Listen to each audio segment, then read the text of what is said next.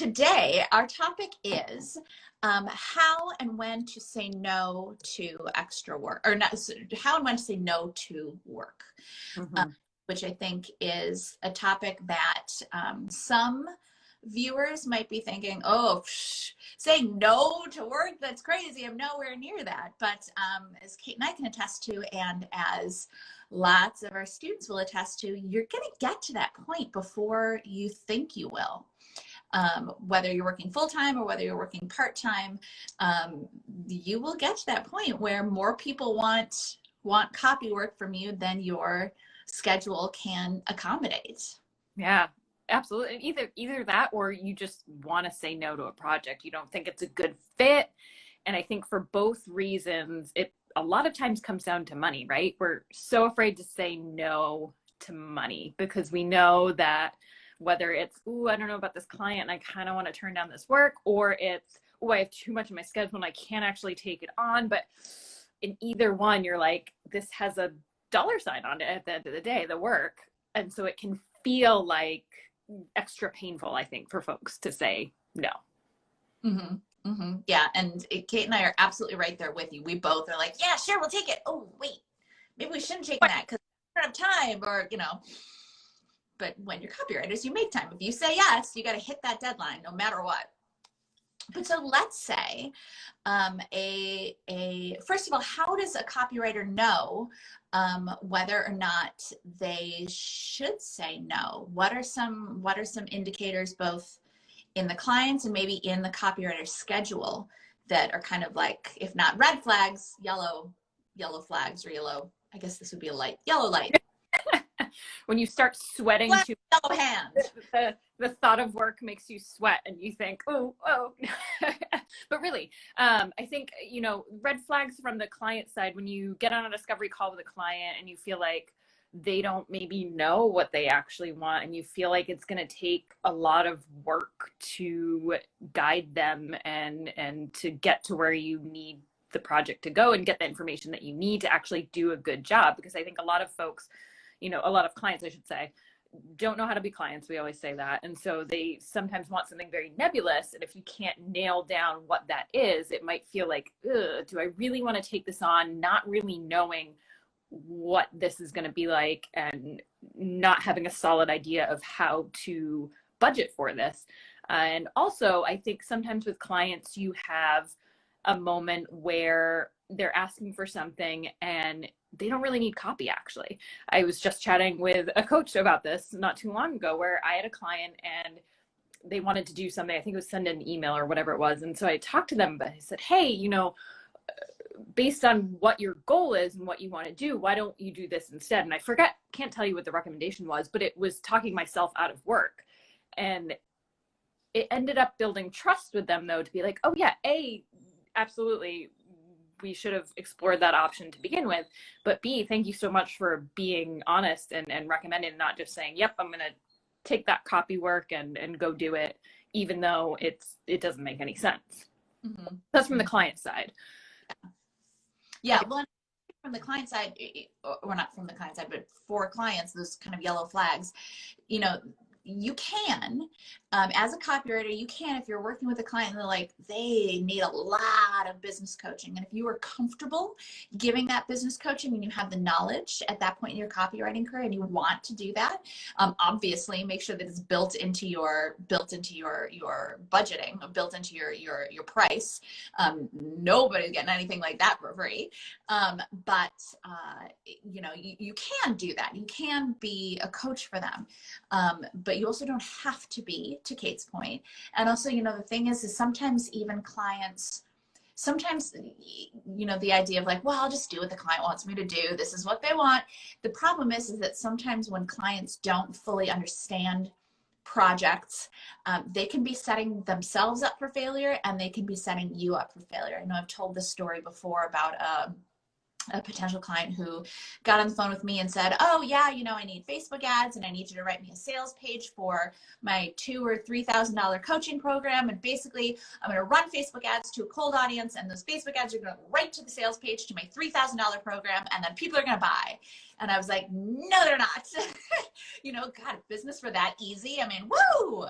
But there's no way that a cold audience was going to see an ad on Facebook for her, go to her sales page for $2,000 or $3,000 coaching and pull out their credit card and be like, yes, absolutely.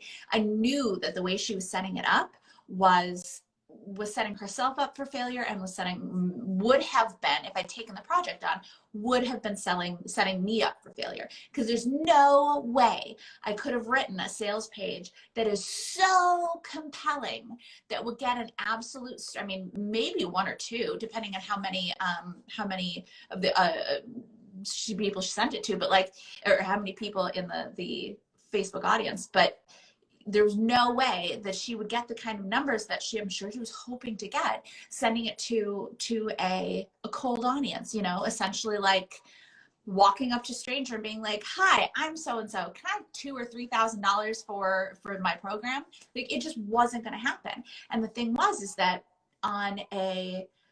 from a professional standpoint, it wouldn't have been not moral, but essentially, yeah. Right? It just wouldn't have been the right thing to do, to take her money to do that project, because I knew it was not going to succeed. But also, even if I had been okay with it and was like, all right, this is what she wants to do, I knew that it wasn't going to perform the way that she wanted it to. And I'm sure she would have thought that reflected on me. Mm-hmm. Very hard after the fact to be like, well, I wrote you this fantastic sales page, but you didn't do this and you didn't do this, Yeah. So yeah, you do want to be careful about taking work from certain types of clients. The kind of clients, we talk a lot in the CCA about starting to develop that gut, right? That like, oh, I knew this piece needed something more, or, oh, I knew that line wasn't quite right. But that also comes through to clients. Sometimes when you're like, I don't know, there's something that's not right here. Listen to that gut. There's so many clients out there in the world. You do not have to take work from every single one. Yes. And I think on the other side of it is, how do you know when you're so booked up that it makes sense to say no? Because otherwise you're going to end up, I don't know if we can swear, what? We'll keep it G-rated. The most. Yeah. You want to be able to give your full effort. We'll spin it in the positive. You want to be able to put 100% effort into each project you're doing and not have to feel like, oh, I took all of this on and now I have to spread myself too thin. Which inevitably, yes, if you take too much on, you're going to find a way to do it, and you might have really long nights, and you might, so it goes. But I would say when you are full, you usually just know. And you're hesitant, when you can actually look at it objectively and say, oh, I'm hesitating because I don't want to turn down work. I'm afraid of forever losing this client. If it's a new potential client, you're like, oh, I don't want to let them go, and I want to get this work, so I'm just going to take it on. And it feels a little bit like hoarding projects at that point. When you can start to recognize that, that's kind of when you know that maybe you need a solution for this, which I know that's not a black and white answer, but when you have something on Monday and Tuesday and Wednesday and Thursday and Friday, and if you don't want to work on the weekend, So your option is to go to the client and say, hey, here's when I can start it, and see if the client is amenable to that. They very well may be, for starting to work with you when you have a bit more time in your schedule to actually kick it off and dig in. But the other option that I think a lot of folks are afraid to do is pass that work along to another copywriter. Mm-hmm. Most of us have other copywriters in our network that we know and can recommend someone that we think would be a good fit for the project. That's going to build a solid relationship with that client to say, hey, I can't take it on, and I'm so sorry, here's when I can, but hey, you know what? Here's another copywriter I think would be really great for this project as well. That doesn't mean you've lost that client forever. That just means, okay, I'm going to follow up with this client down the line, see how it went even. But also potentially that client might come back to you and say, actually, yep, we don't actually have to start tomorrow. We can wait a week. Yeah, they want to work with you because they trust you. It was actually reminded of, you remember the movie Miracle on 34th Street? Oh, yeah. Not the remake. But the original one, it's the real Santa, is working as the store Santa at Macy's. And he starts to get in trouble because he's sending people across town to get, I think it's roller skates at Gimbals.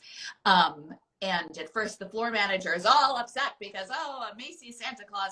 But then the customers are coming up and saying to the manager, this is fantastic. I am now a Macy's customer for life because you put us in front of making $1.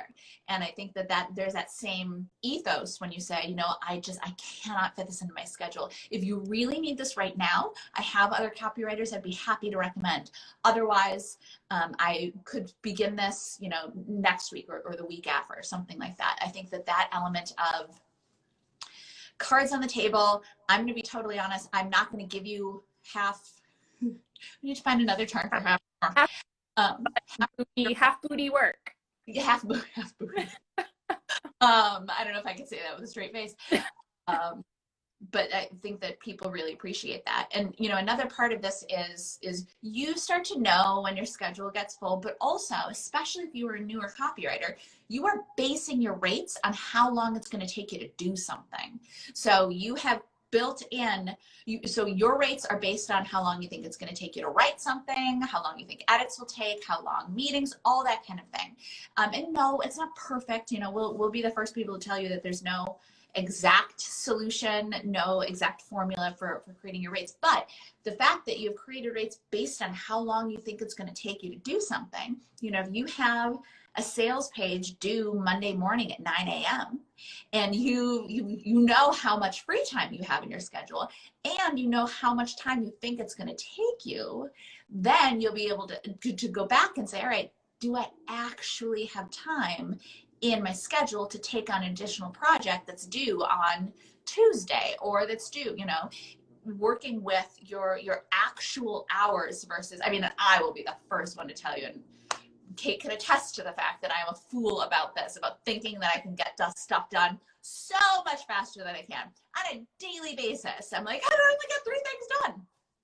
This is something for a lot of people, though, and especially starting out as a copywriter, you're like, oh, I can write this in 2 hours, and you don't take into account the meetings and the revisions. And if you've knocked it out of the park a couple of times with clients that have very minimal feedback, you start to forget that that's a possibility, a very real possibility. Or so many things, the emails that take 15 minutes to write. If you're truly accounting for your time, I think it's a natural that we all underestimate, especially starting out. Exactly. And so you believe us, you'll figure it out. There will be a time when you take on too much work. And as we all know, deadlines are sacrosanct. You cannot mess with deadlines. You cannot say to a client, oh, I'm sorry, I'm just not going to be able to get this in. And unless you are in a hospital bed, and I'm not actually joking, you have to hit your deadlines. So if you get to the point where you find yourself going, I took on too much work, like we were saying, you will do that and probably will not do it too many more times in your career, because you will, I almost knocked myself up. Well, not over, knock the phone over. You will have to stay up late, or you will have to get up early, or you will have to do what it takes to get that work done. And it may take that painful moment to actually go, oh yeah, I need to learn how to say no. Yeah. And we talk a lot about we're service providers, right? We want to put our clients first. That's who's paying us. That's who we're doing the work for. They are who we're providing the service for. So that moment that you start to hesitate of saying no, it becomes, again, looking at it objectively. Am I doing this for selfish reasons? Am I doing this because me? Versus looking as, can I provide the client the best work I can provide them? That's such a great point. Yeah. Because you can take on any amount of work, right? And you can just kind of better term, or why do we use half so often? Rear end. You can send through crappy copy, but first of all, like, What kind of service provider does that? And second of all, you know that they're not going to come back to you for more work if you send through cruddy copy. So you always want to be providing that best service. And I love the way you put that, Kate, is the idea of when you're taking on so much work, that you're sacrificing the quality of the work, and you're sacrificing your clients' goals. And we're doing this to provide services, to be trusted partners for our clients. And if they can't trust us to give us the best, they can't trust us to give them the best work that we possibly can, what's the point? Yeah, you're gonna have a lot more luck going back to a client that you passed off to another copywriter than in having them potentially say, you know what, yes, I want to work with you because clearly you care about me and my work and my project, whatever it is. You're gonna have a lot more luck there than you will getting repeat work when you turn in crummy copy. Mm-hmm, exactly. And I think too, it's worth reiterating that yes, if you're going to say no, assume that it's over, project done. But you would be surprised how many times you say, I'm sorry, I can't do this at this time. Not right now. I know you say you need it by next whenever. Unfortunately, my schedule is too booked. And they say, okay, and they disappear. And then the next week they come back and they're like, well, we looked at our schedule, and if you could still do it, next week or next whenever, we can still do that. You would be surprised at it. Once you say no, let them go. And what's the term? Let go and let God, or whatever. Just let it go. Luck to them. But I think that you will be surprised at how often they do actually, they're like, no, we need it by this date. And you're like, oh, sorry, that I definitely can't do. The same people that are like, yes, we absolutely need it by this date. It's do or die. It's life or death. Who then will come back a week later and be like, well, actually, we looked at your schedule, and it turns out we can do it when you're available. So are you still available? So true. Can't tell you the last time I had a project that ran on time, but when they wanted it, it just... No. And I will still, and I know you do the same thing, Kate. I will still continue to rearrange my schedule for last minute projects. And then I turn it into them, and then I don't hear anything. And then I'm like, hey, so just wanted to follow up on this. They're like, oh yeah, well, that's actually slowed down for, I'm like, last minute projects. So rarely last minute. But of course, as a copywriter, you have to treat them as if they are. That deadline you don't mess around with, which is why you need to make sure that you're on top of all of your deadlines and you can do the work, bringing us back full circle. Say no when you need to say no.